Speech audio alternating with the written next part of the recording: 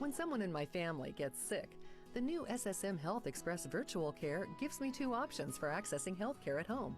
For more urgent needs, I can choose a video visit with an SSM Health provider. For minor issues, I complete a simple online form and a provider follows up with me. It's healthcare that fits my schedule, my budget, and the needs of my family. Learn more or start your visit at ssmhealth.com/virtualcare.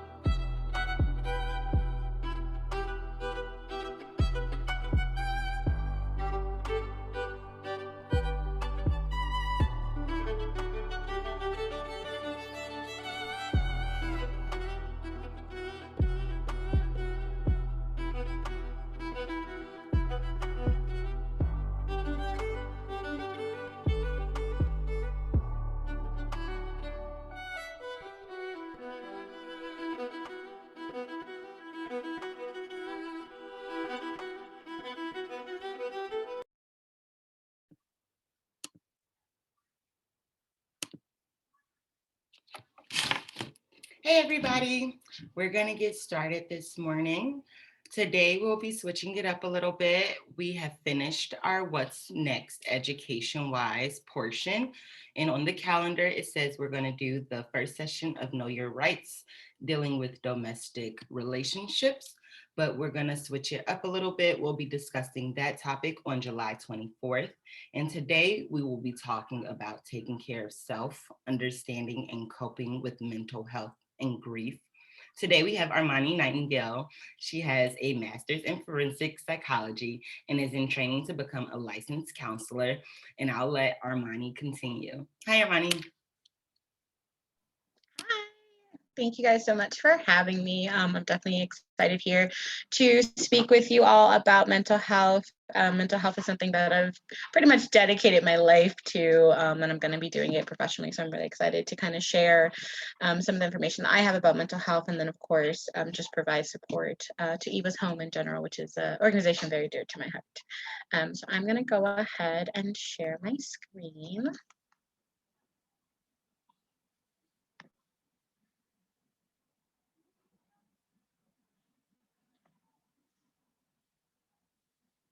Okay. So what is mental health? That's kind of a loaded question because for some people, mental health means depression and anxiety. It means, that you were a soldier and you came back from war. For other people, it's just this aspect of their lives that's like, yeah, I know it's important, but I don't have time for it. I don't know what to do about it. So you kind of have this huge spectrum about what is mental health. Essentially, when we're talking about mental health, what we really mean is the connection between our body, our mind, our spirit, and kind of how all of that fits together. So mental health is what keeps us going. And the reason why I say that is because a lot of times if you are suffering, possibly from a mental health illness, or you're just overworked or overstressed, then that has unfortunately a lot of consequences for other areas of your life. It has a consequences for your body. With the mind, body, and spirit connection, we see a lot of times when people are stressed, or if they do have something like depression or anxiety, that other elements of their body also starts to degrade. They might get sicker easier. They might feel low energy. They might develop diseases quicker. We see a lot of different types of health condition, obesity, high blood pressure, cancer. All of those things are linked to depression, anxiety, PTSD. So everything is connected within our bodies and our systems, and it's really important that we take time to kind of understand these different aspects and make sure that we're taking care of all of these aspects as well. So mental health is also important because it helps us to make decisions, accomplish goals, and enjoy life. So if you are struggling with your mental health, people who do have mental health disorders, or just again, like just stress, you feel blue, you feel out of it, you feel like you can't accomplish anything. It's really hard to look toward the future, to even think that there is a future in some cases. So it's really important that we take the time to stop and make sure and check in with ourselves to make sure that our mental health is where it's supposed to be so that we can perform optimally in our day-to-day lives. So mental health illness, it comes from a variety of sources. So it can be something that's going on in your environment. So it can come from abuse, whether that is domestic abuse, child abuse, or any of those things. It can also come from stress. So stress is everywhere. Stress is going to be happening, unfortunately, on a day-to-day basis.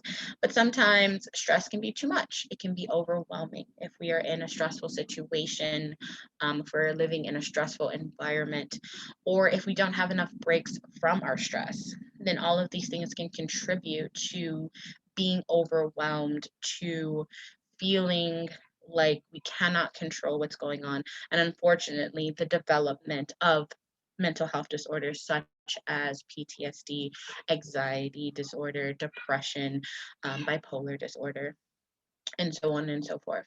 And then genetics. So we have just recently really started to see how genetics plays a role in the development of certain disorders, and also the likelihood that someone might develop a mental health disorder in the long run, or even just have struggles with their mental health. And this is really important, especially for the minority community, because of our history with abuse and stress and trauma.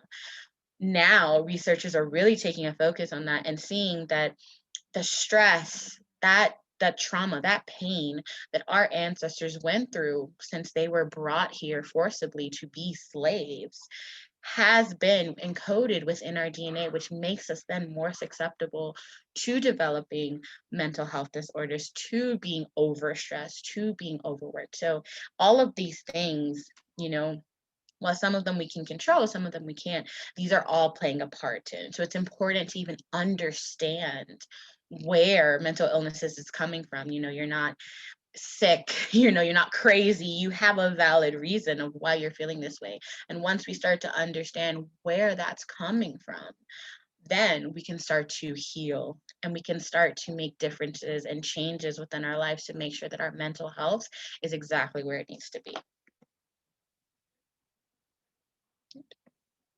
So then how can we protect our mental health? So again, like I was saying, it's about understanding what's going on. So know your stress. Stress is out there. Stress is school, stress is work, stress is your children, your parents. It's out there. It's never gonna go away. But it's important for each person to understand where their limits are. What is too much stress? What is a healthy amount of stress that keeps me motivated, that keeps me passionate, that keeps me energized?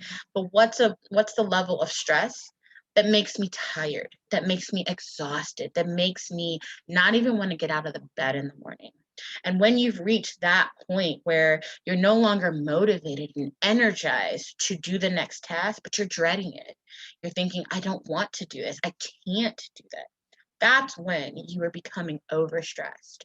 And if you stay in that form of overstress, constantly dreading things, then it can take a toll. And it can become a point where you have then developed a mental health disorder, or you are now suffering from depression or anxiety. And while those things aren't horrible, because, we can always change, we can always switch it up and come back out of it, it's hard. It's hard to recognize it. And, it's not always an easy fix. It's a long haul fix, but it is something that you can, with proper treatment and counseling, can get past. But one of the ways to kind of even prevent that from even coming out is really to understand, okay, what's my level of stress that I'm comfortable with, and what's my level of stress that I cannot function at this level. Another big thing about mental health is doing things that make you happy. It's hard. I'm a mom of 3. I work full time. I'm in school. I do everything. And it's sometimes very difficult to find those spaces where I can just relax. I can take a breath. No one's screaming my name. No one's asking me for anything. I can just relax and be me. It's really hard to find those spaces, but it's so, so important to find those spaces, especially when we think about, as minorities, there are so many things going on in the world that is literally traumatizing. We are seeing police brutality. We are seeing, our loved ones be susceptible to gun violence here in Chicago and in other inner cities as well. And all of those things can just be too much sometimes.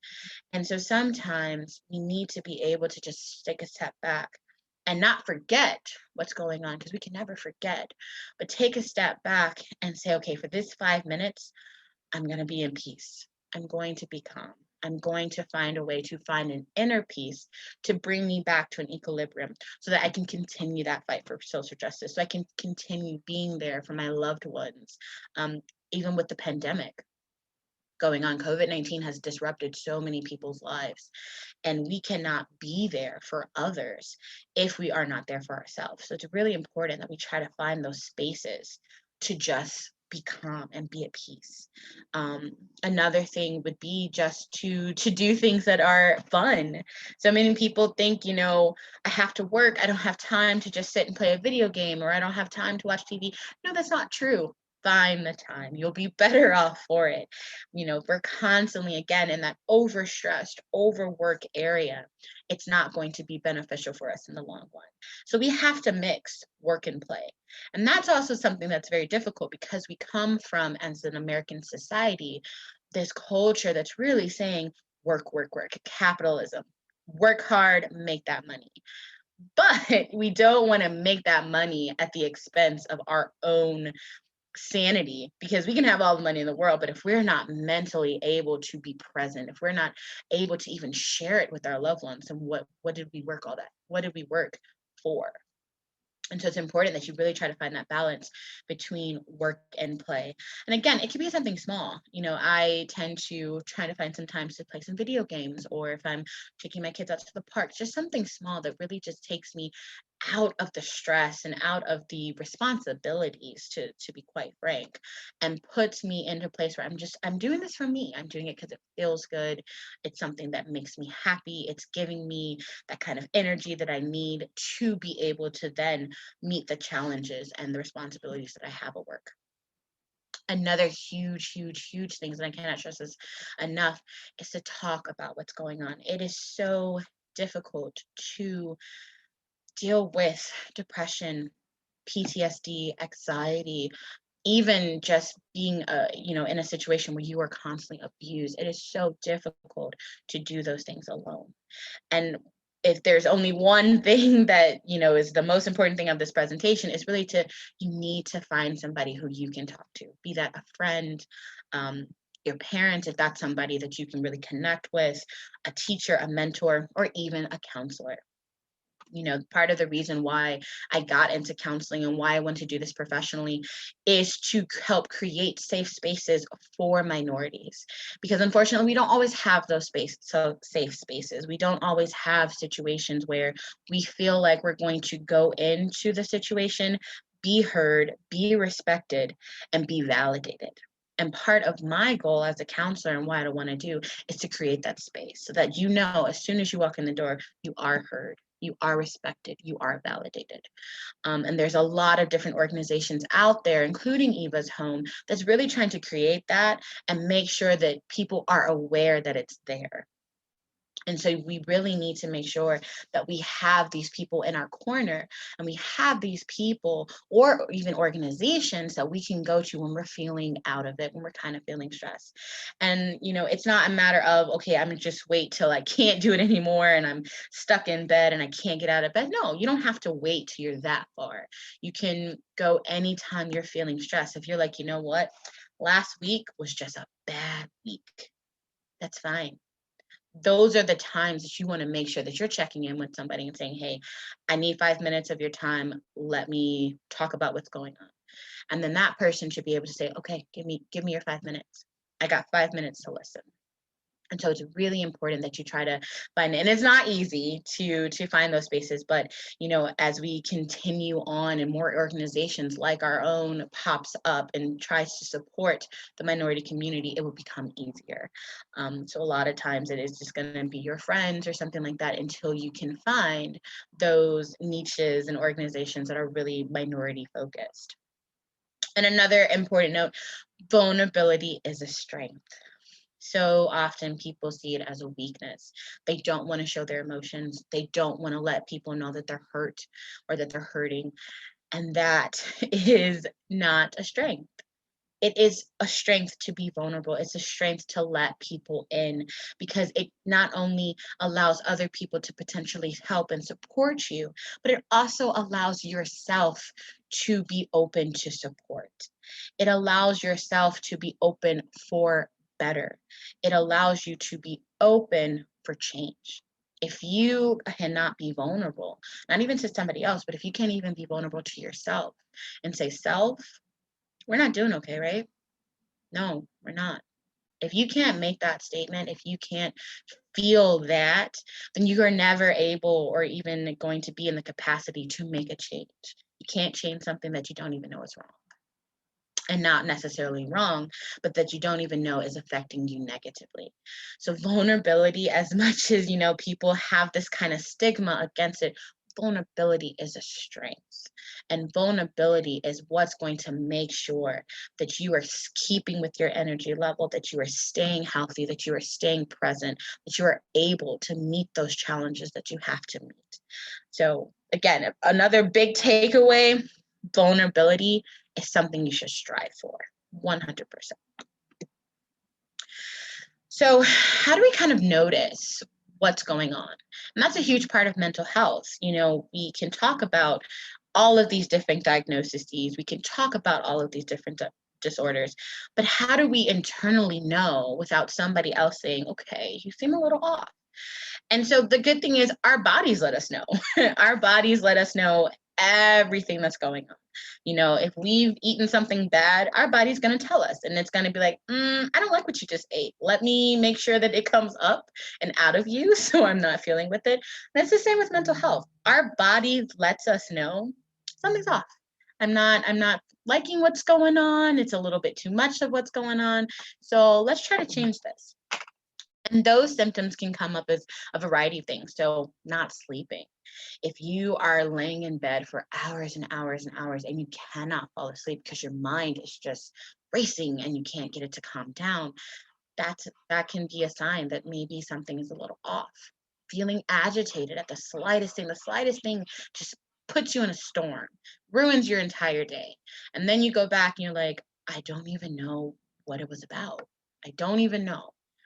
It can be another sign. Not eating or overeating. If you feel like you have to finish that entire carton of ice cream, or you have to finish that entire pan of lasagna or whatever, because it's just that's the only thing that's going to bring you comfort throughout the day.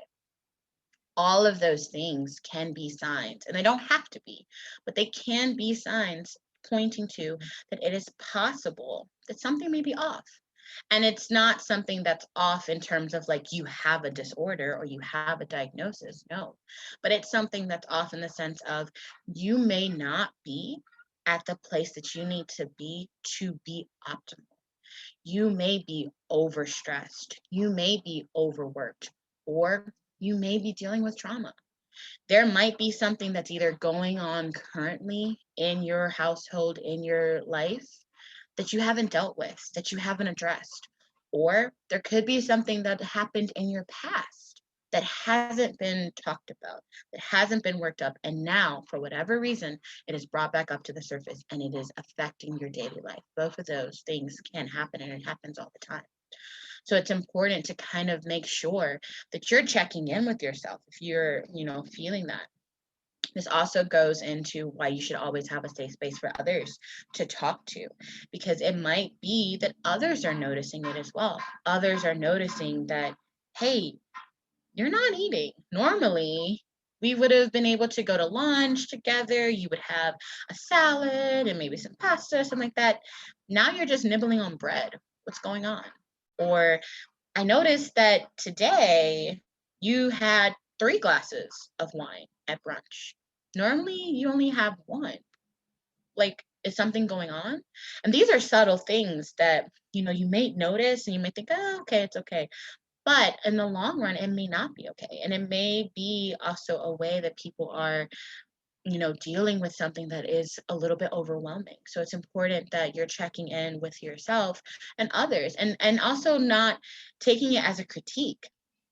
So often when people try to bring stuff to us and make those comments like, hey, I saw you with that. Are you okay? Like I understand that, you like to eat and that's great, but I'm kind of concerned. We shouldn't always take that as, oh, you're calling me fat now? Man, I'm fat. But maybe it is that person expressing concern of you're kind of overeating and this is not your normal behavior.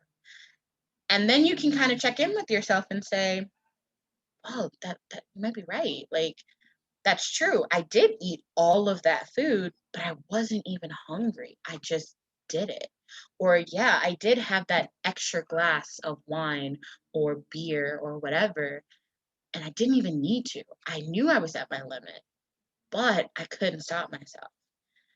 And yeah, you're right. I didn't sleep. I've only been sleeping 2 hours a night, where normally I sleep a full 8. And so when somebody else brings those things to your attention, it's important to kind of do a quick check-in, like, okay, are you picking up on something that maybe I haven't picked up on in myself? And if that is true, try to take some time and figure out, okay, what's going on? Why are you doing those things? What is kind of affecting you that you are not in your normal behavior, that you kind of are off, so to speak?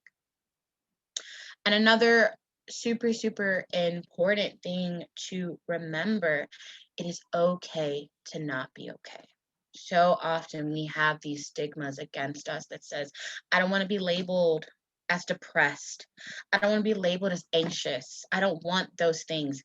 I am not a victim anymore. That happened to me when I was a child, or that happened to me at this point in my life. I am no longer that victim. And because of those stigmas sometimes and the weight of what those labels do to us, we don't take the time to process. We don't take the time to really think about what happened sucked. And it's okay that it sucked. But now, because I can recognize and understand that that sucked, I can now make sure I'm not in that position again. I now have the capacity and the ability to change and be better for it. But if we can never get to that point where we're acknowledging that shouldn't have happened, that person should not have done that, those words should not have been said, this environment should not have been the one that I was in, we cannot even begin the process of healing, the process of change. And it's important to understand it's okay. What happened to you or what you're even going through now presently it's okay to not be okay. It's okay that after working a 40-hour work week, you're exhausted. That's okay.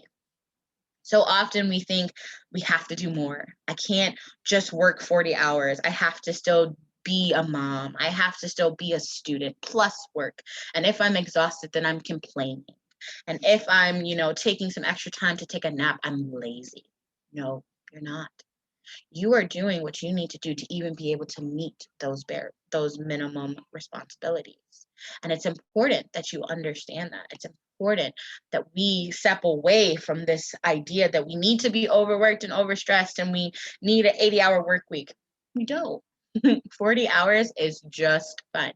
Even 36 hours is fine. You're not lazy. You're not weak. You're not, incapable. You're not hardworking. You are still all of those things. And on top of that, because you've been able to take those breaks and understand, okay, I don't need to do that extra. Now your mental health is okay. Now you're not feeling stressed. Now you're not dealing with, on top of everything else that's going on, a potential mental health illness. So again, it's okay to not be okay. We need to recognize when we are not okay, recognize when something is going on, and then take the steps to try to change it and to try to make our lives better for it in the end. So for this presentation, the biggest takeaways: mental health is nothing to be ashamed of. If you are somebody who already has a diagnosis, be that anxiety, depression, bipolar disorder, PTSD, schizophrenia, there is nothing to be ashamed of. It is a part of who you are, and you have the ability to manage it. You have the ability to still live your life to the fullest extent possible while also having this little extra.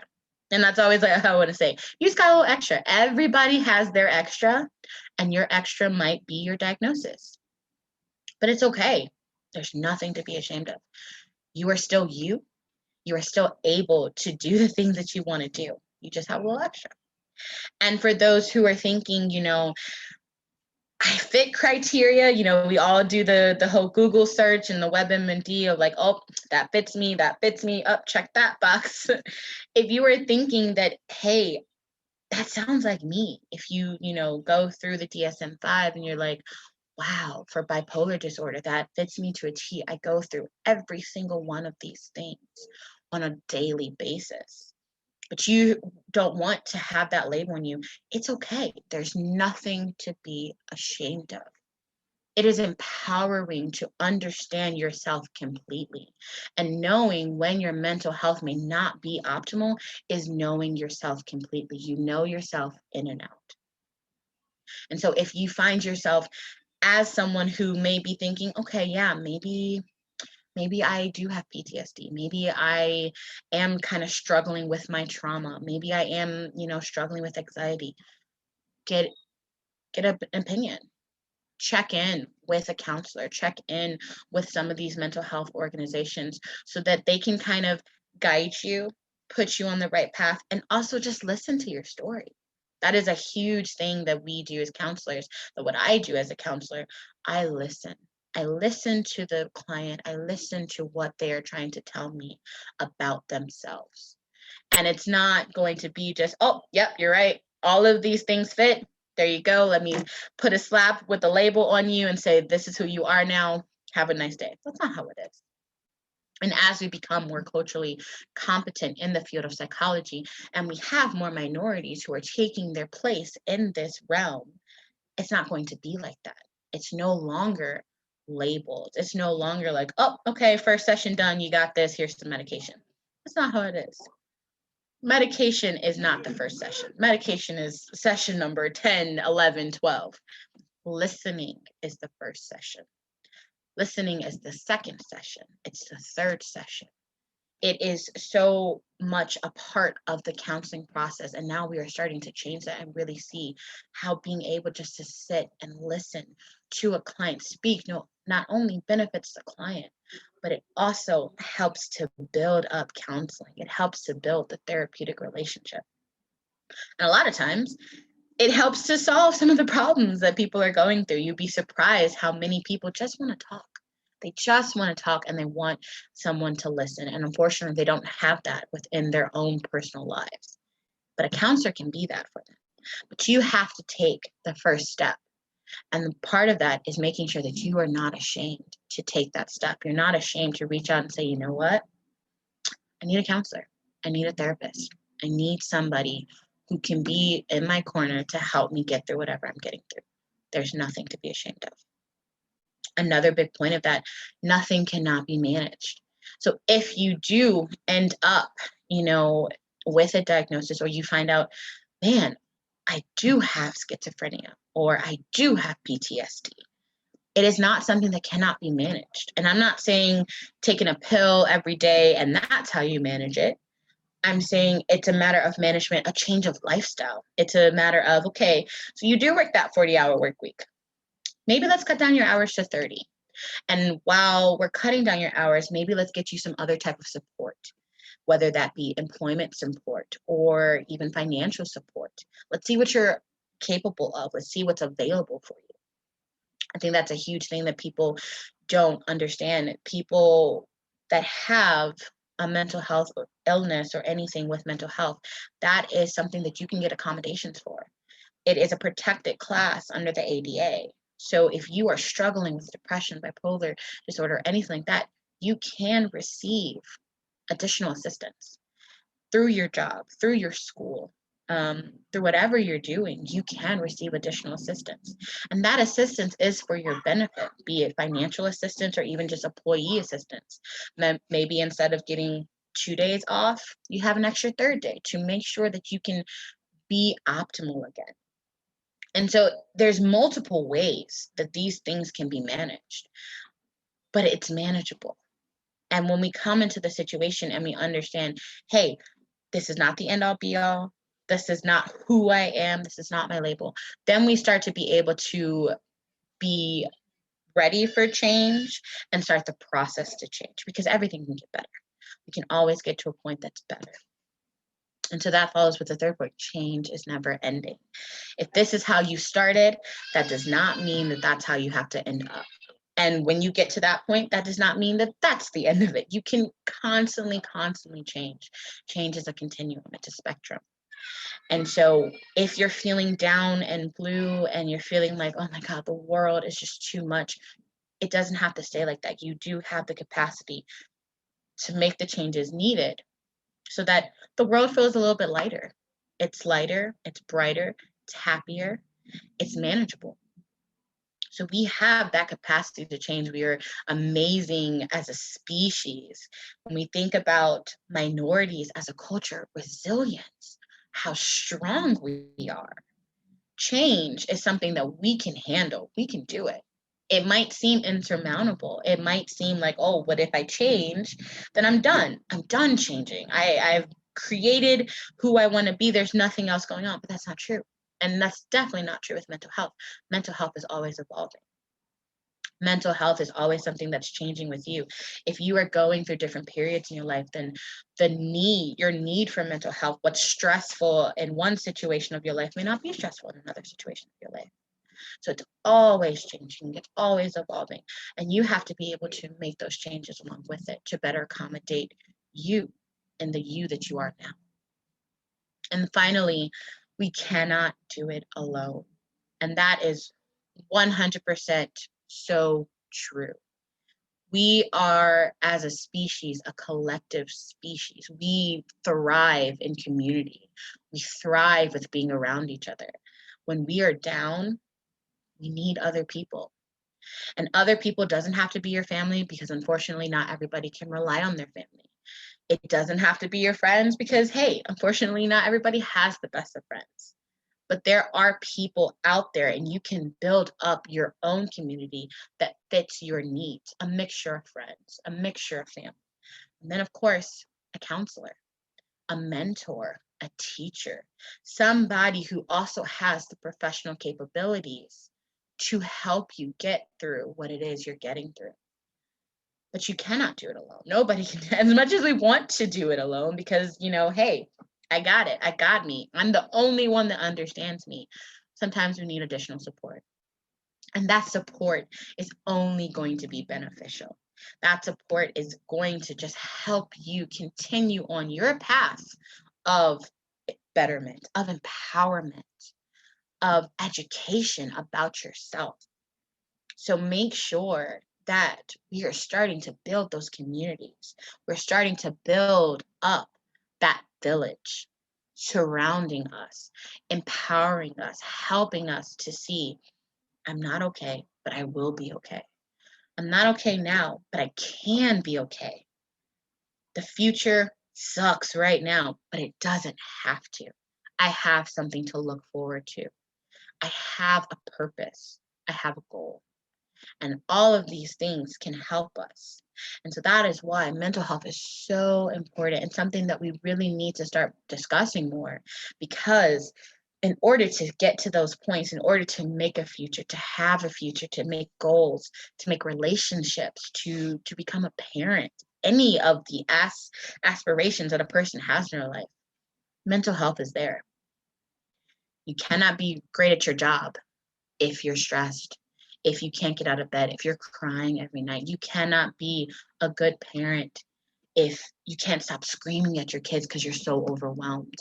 You cannot be a good partner in your romantic relationship if you have not dealt with the past hurt and the past abuse that happened in your previous relationships.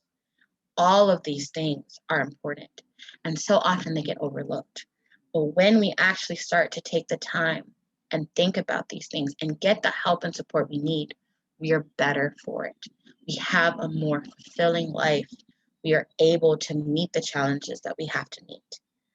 That's part of the reason why I am so adamant about mental health and why I'm really dedicating my life to it, because it is such an integral part of us as us. And if we cannot handle our mental health, if for whatever reason our mental health is off, it affects us in so many different ways. But it doesn't have to. We have the capability, we have the ability to make those changes and to become better in our mental health. So I want to thank you all so much for letting me talk about mental health. Obviously, I'm very passionate of it, and this is something that is really important to know and to understand. So thank you so much for your time. I have a couple of questions before we leave. I know you mentioned the DSM-5 and like looking at symptoms. Can you talk a little bit about what the DSM-5 is? Yes. So every country pretty much has their own manual or booklet about different types of disorders that happen and kind of what the criteria is. So the DSM-5 is America's booklet. So within the DSM-5, there are a long list of different types of disorders, of things that people are going through. So for instance, PTSD, so post-traumatic stress disorder. That is something that if you go into the DSM-5, you can look at it and you can see what the criteria is. You can see what it means to have PTSD. You can see the prevalence, you can see the rates. And why it's important is because that is our way to codify. So our way being counselors, that's counselors' way to help kind of codify and make sure that we're picking up on what's going on, and honestly to put a word to what people are experiencing. It's really important to be able to say this is what you're going through instead of like, oh well, I don't really know. It sounds pretty sucky what you're dealing with, but I don't really know how to help you. So this is kind of our way in America to do it, and it's the DSM-5, so the Diagnostic Statistical Manual, and it's the 5th edition. So it's always being revamped. This latest edition came out in 2013. There's going to be a new one pretty soon, actually. And so it's always being revamped. It's always kind of taking in more research, taking in the collective becoming more culturally competent. That is a huge thing that the APA, the American Psychological Association, is pushing for: cultural competence, making sure that we're understanding how minorities may fit these labels, but also may not, and making sure that we have the ability to help them. So yeah, so that's pretty much the manual. It's free to the public. Anyone can look at it, anyone can access it. And a lot of times what people will do is they will kind of go through and look at those symptoms and see, this kind of fits what I'm going through. Don't self-diagnose yourself. That's not kind of what it's used for, but it's a good tool to kind of try to see, okay, like if you feel like you are struggling in these areas, what might be going on. And then of course, like a counselor, someone who's trained, can then kind of give you some better clarity of what to do.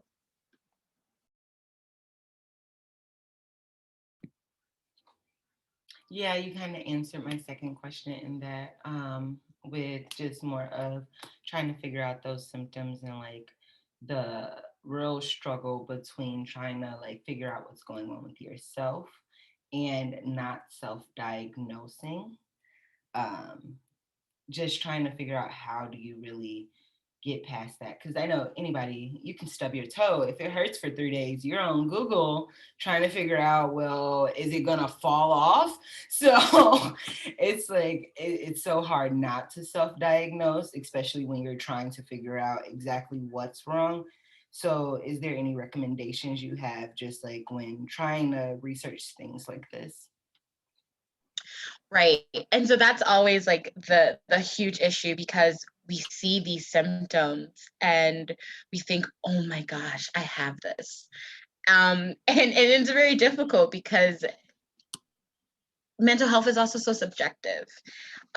So, when we think about, let's take depression, for example.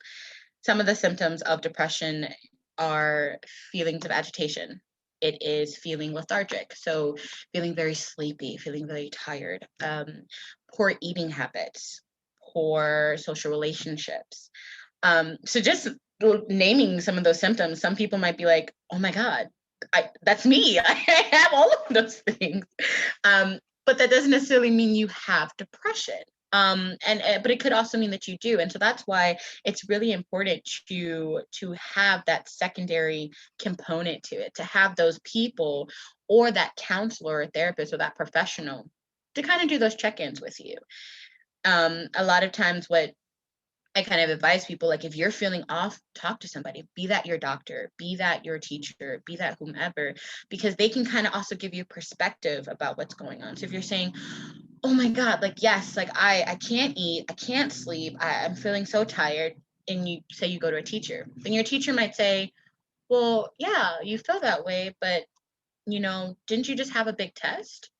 And you can say, that's right, I did have a big test. And then they can check in again. Have you felt like that for a long time?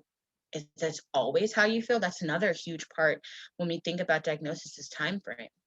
Having those feelings of I can't sleep, I can't eat, I can't do anything for a day, for 2 days, that's okay. Having it for months, having it for years continuously, that's when it's like, okay, something else might be going on. Because like I said, stress is everywhere. We have our ups and downs. So it's really important, if you are going to look at yourself that way, that you do have that kind of professional, or just not even a professional, but that secondary component, be it a friend, a family member. Obviously, a big proponent of counselors. I think, counselors are kind of the best people to do that, just because we are trained to pick up on what might actually be something that is depression as a diagnosable disorder versus you are having a rough time. And, I just want to be clear, having a rough time is valid. Having a rough time is valid. It's not a disorder, but it's valid. And both, whether you have the disorder or if you're just having a rough time, the counselor can help you in both ways. It might be trying to figure out how you can restructure your life a little bit instead of, if you did have depression, does that mean now you need medication? But both of those situations, whether you have a disorder or not, is valid. So I think if people are concerned, check in, talk to your doctor. Primary care physicians are also able to do a lot with mental health in terms of making an initial evaluation to see if you do need then additional support or psychotherapy. There are also so many mental health clinics all over the city of Chicago that take free walk-ins, that are literally just like come in, we'll talk. If you are religious, churches, mosque, any of those things, they also have the capacity to kind of do those initial check-ins and then provide you with additional resources if it's warranted. So I think, if you are concerned, check in with yourself, say, self, hey, what's going on? Are we thinking that this fits us? Okay, self. Now let's go check in with somebody else. So they can also kind of give us an opinion, and then they can follow up from there.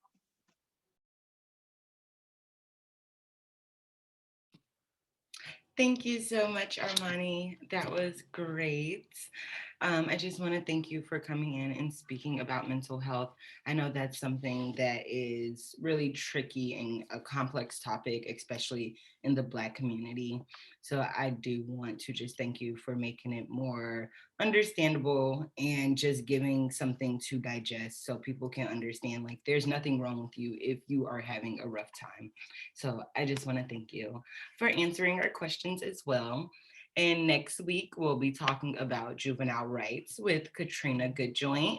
She's an attorney at the Juvenile Law Center, and she's also my co-worker. And I hope everybody have a great week. Thanks, everyone.